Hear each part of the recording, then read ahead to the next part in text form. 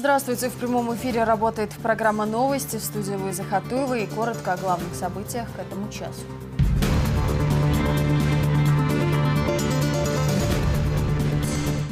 Усилить работу на дорогах и сократить число нарушений.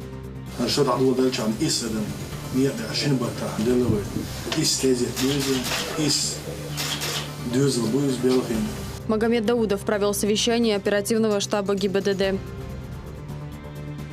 ЕГЭ уже близко. Некоторые дети своей учебой, своими успехами уже заранее себе наметили направление, в котором они будут двигаться. Как школьники готовятся к главному испытанию? Двойная жизнь или игра воображения? Умерла от печеночной недостаточности 10 октября 1963-го. В Грозном показали спектакль «Гнездо воробья».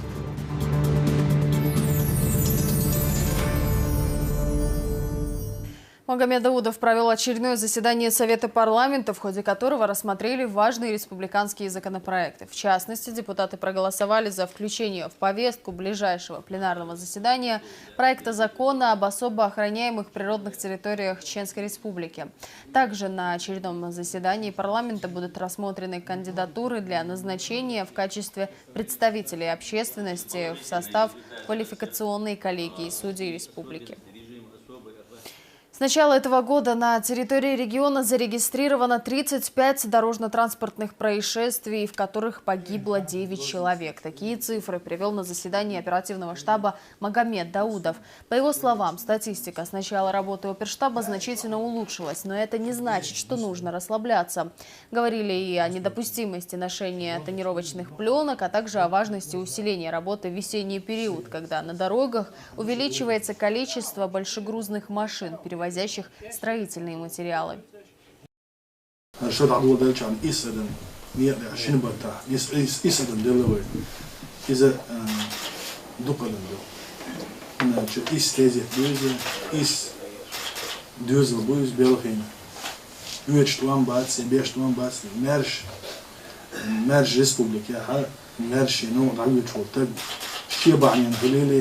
يديونا دعوة وشنبعني نخليلي مو خلاع ديونا خلايز ويا داع خلقا حلقا ديونا وجه ديونا لا أم بروتيني يز ديونا يهم تغليد ديونا لا يبيز. Здесь же Магомед Даудов провел профилактическую беседу с водителями, доставленными за вождение транспорта в нетрезвом виде. Даудов призвал их быть ответственными и не подвергать свою и чужие жизни опасности. مميل يعمدوا يديون شو قيوم تسالج والله يديون اش تمرك تون просто تعوز شو صاحدول شو بيرن ديون شو دقيقتين شو تسقيت مهما بات شو ملامل شيء توعي شي ديون اما دوش لا توش ديك دال ما دي بوك دوش ديش ديك شيء دوزل بوش يعرش توش شيء كارتر نسري بوش يعرش توش شيء كارتر دعيان نيك يعني يعيوش نيك نعن حلقه يعرش توش.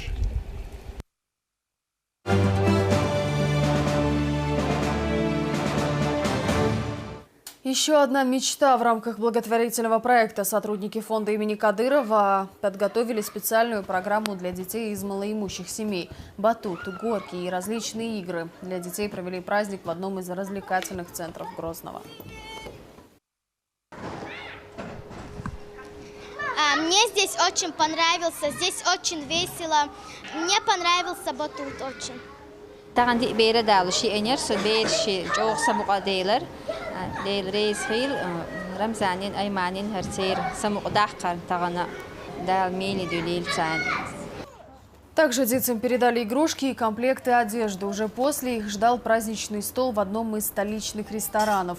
В числе собравшихся и Рита Ахметова из Урус-Мартана. Она мать 9 детей. По ее словам, помощь многодетным семьям всегда необходима, так как у родителей не всегда получается организовать для детей такой отдых.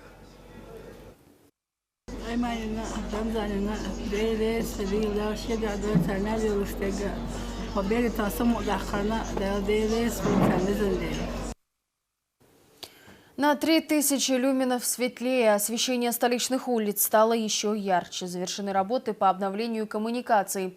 Они позволят экономить на электричестве и служить будут долго, говорят эксперты. Подробности у Тинатин Музашвили. На этой улице этот старый кабель сгорел, на новый кабель меняют, более улучшенный. Новые подземные электрокоммуникации на проспекте Кадырова намного экономичнее и долгосрочнее, говорят специалисты. На модернизацию городского освещения понадобился ровно месяц. Это последний день. Заменили не только кабели, но и около 150 ламп, а также некоторые детали 4 трансформаторов. Все это обеспечит не только беспроводную подачу, но и снизит электропотребление и исключит потери. Экономия электричества 70%. Ночное освещение – это один из необходимых атрибутов любого современного города. Значит, вообще сам по себе город Грозный считается одним из самых иллюминированных городов Европы. И, естественно, ночное освещение играет в этом по своей сути ключевую роль. Сегодня вот проспект, помимо того, что он стал еще ярче, он стал еще экономичнее. Дополнительное освещение не только на основной магистрали, но и на пешеходных зонах. Теперь на улице в ночное время белый, наиболее комфортный свет. На более чем 3000 люменов светлее. Теперь, благодаря этим светодиодным лампам, освещение на главной улице столицы увеличилось на 30%. В отличие от обычных, такие лампы не требуют специального технического обслуживания и служат до 25 лет. Более того, они соответствуют всем экологическим стандартам и безопасны для окружающей среды. Тинатин Музашвили, Булат Баканаев. Новости. За все надо платить, особенно по счетам. Сотрудники газовой службы провели рейды по должникам. У некоторых задолженность достигла нескольких сотен тысяч рублей. Крайней мерой воздействия на недобросовестных абонентов стало отключение. Подробности у нашего корреспондента. Долг портит отношения. Эту фразу все чаще повторяют сотрудники газовой службы. На сегодняшний день задолженность населения и прочих потребителей все еще остается критической. До сих пор не решена проблема хищения газового топлива. Сегодня в населенном пункте Мескирёж проходят рейдовые мероприятия, направленные на выявление абонентов, использующих газ на отопление теплиц без заключенного договора поставки газа. Несмотря на то, что нормы потребления газа на отопление теплиц снижены практически в 3 раза, имеет место случай несанкционированного отбора газа. К таким абонентам мы вынуждены применить крайнюю меру – это отключение и передача материалов в суд. Просьба к абонентам использовать газ на законных основаниях, а также производить своевременную оплату за потребленный газ в полном объеме. Во время рейдов газовики учитывают и материальное положение должников, заключают соглашение, позволяющее выплачивать сумму по частям. Однако по счетам не платят и вполне обеспеченные люди. Абонентским отделом проводятся мероприятия по отключению потребителей, которые имеют задолженность свыше более 2 или 3 периодов. В данный момент по городу Гудермесу, улица Ватутина, 122А, производится отключение от газовой сети потребителя, который является собственником спорткомплекса «Викинг». Аналогичные рейды прошли и в Урус-Мартановском районе. Этот муниципалитет один из проблемных для газовой службы. Сумма долга некоторых потребителей превышает несколько сот тысяч. Однако эти абоненты не спешат платить по счетам, прикрываясь должностными связями.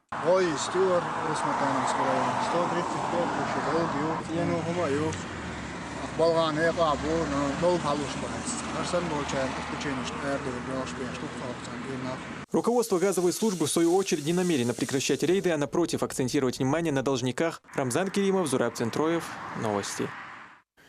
Главное испытание школьников уже близко. Через 2 месяца им предстоит сдать единый госэкзамен. Для хороших результатов необходимо готовиться заблаговременно и определиться с будущей профессией, говорят педагоги. Уже проходят дополнительные занятия. О них расскажет Луиза Баснукаева.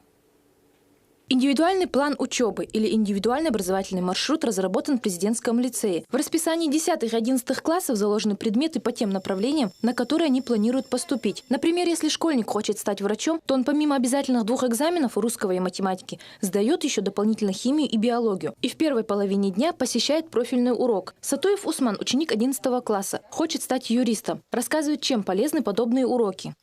Здесь я на уроках обществознания узнал такие вот самые основы экономики, политики, правоведения. социологии.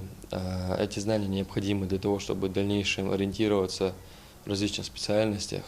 Я собираюсь в дальнейшем поступать на юридический факультет, так как считаю, что нашей стране нужны квалифицированные специалисты, молодые, энергичные. Единый государственный экзамен стал обязательным во всех школах России. Уже сейчас всем выпускникам школы нужно приложить все усилия, чтобы подготовиться к 2 обязательным и дополнительным экзаменам. На занятиях они разбирают подобные темы и задачи. Обязательный экзамен будет с мая по июнь. По словам педагогов, намного легче тем детям, которые уже знают, кем станут в будущем. Они принимают это решение совместно с родителями. У них есть возможность в начальных классах уже акцентировать внимание на те предметы, которые им нужны. Некоторые дети своей учебой, своими успехами уже заранее себе наметили направление, в котором они будут двигаться. Ну и зная свою цель, что у него получается, ему подготовка к ЕГЭ идет лучше. Времени до экзамена осталось не так много, и учителям нужно четко понимать, над чем еще осталось работать с учениками. Для более успешной сдачи в республике разработаны такие проекты, как «Я сдам ЕГЭ» и экспресс-курс по информатике. Когда мы говорим о подготовке к ЕГЭ, к ОГЭ, вообще государственной итоговой аттестации, с первого раза задумываются только о 9-классниках и 11-классниках. Но я скажу, что работа к подготовке к ЕГЭ, государственной итоговой аттестации у нас полным ходом идет и в начальной школе. Высок выбор обществознаний, высок выбор истории, географии и химии и биологии. Химию и биологию мы берем в паре, и здесь, когда мы говорим о выборе химии и биологии, то есть сразу эти 2 предмета. Комплексное использование всех внедренных проектов позволит выявить главные проблемные темы в рамках основных предметов ЕГЭ и выстроить системную подготовку. В прошлом году данное мероприятие на территории СКФО помогли увеличить прохождение экзаменов в 2 и даже в 3 раза. Условия будут для всех одинаковые. Никаких подсказок, мобильных телефонов и разговоров. Каждый ученик должен понимать, что помимо школьной подготовки ему нужно прилагать огромные усилия для самостоятельного обучения. И для более успешной сдачи экзамена будущим выпускникам остается только одно – учиться. Луиза Баснукаева, Булат Баканаев. Новости. Играть вслепую теперь боулинг доступен и для незрячих. Любителей активного отдыха все чаще привлекает такой досуг. В Грозном уже есть команда, которая своей конечной целью видит участие в мировом первенстве. Подробности в следующем сюжете. У него в копилке 2 высших образования и множество спортивных достижений. Своим примером Рустам Мальцагов показывает, что быть незрячим не приговор. Уже много лет он капитан футбольной команды ампутантов, а сейчас вместе с товарищами занялся боулингом. Мы хотим показать нашему обществу, что мы полноправные члены этого общества, что мы такие же, как и все, что нам любые горы по плечу. Мы участвуем во всех сферах жизнедеятельности нашей республики. Мы участвовали также и в марафоне, который был от сердца до сердца. Я от старта до финиша добежал. Для нас самих, как для здоровья, и для подрастающего поколения, потому что много детей незрячих. Глядя на нас, они тоже будут стремиться развиваться и становиться полноправными членами нашего общества. Бувайсар Мудаев из команды соперников, победивший тьму, тоже предпочитает не сидеть сложа руки. Парень активно занимается спортом. Он еще и муэдзин, созывает мусульман на ежедневные молитвы. حديث يعدو الصندوق جموش خزر بعزية تكتابي أنا يا رسول الله شينا دعوة خلدو شين مجدي وغرجمع على مصدر يعدو يالش حون مالقش خزي الله تسونج خزي الله ضلعين خش دعوة ال إسين خش أقصى ويلي رقصن سوني خزر أقصتك دعوة ولا يزال إيش تعانجوجيتش يوصي ولا يرسو يوصلوا له مجدك دنا هنس اسم مجدك شعبيل لنصعول شان أحيوقص. Это первый подобный опыт в России, когда незрячие пробуют себя в боулинге. Каждую неделю они тренируются с Рамзаном Мустаевым. По словам наставника, у ребят большой потенциал. И вот я смотрю, результаты очень хорошие. Из 2 попыток они выбывают 95%. Мы хотим показать, что незрячие не говорили там слепые, незрячие, а говорили, что спортсмены, футболисты, теннисисты, студенты, учащие, мы равные. Просто глазами не видим, но сердцем мы все чувствуем. Чтобы сравнять шансы, на глаза всех игроков надеваются специальные повязки, а трость помогает в расчете линии броска. В остальном же правила те же. Главное – интуитивно рассчитать длину и ширину игральной дорожки, говорят здесь.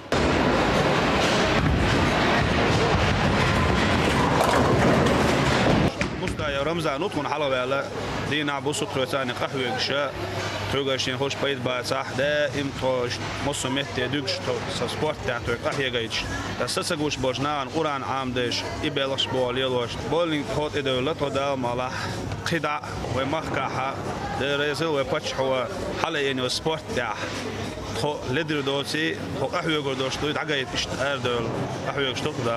Ребята настроены решительно. Возможно, именно они станут первыми в стране, кто примет участие в мировом первенстве. А пока молодые люди неустанно занимаются в зале и ничуть не сомневаются в своей победе. Розана Самаева, Расул Арцухаева и Дени Хавхаров. Новости.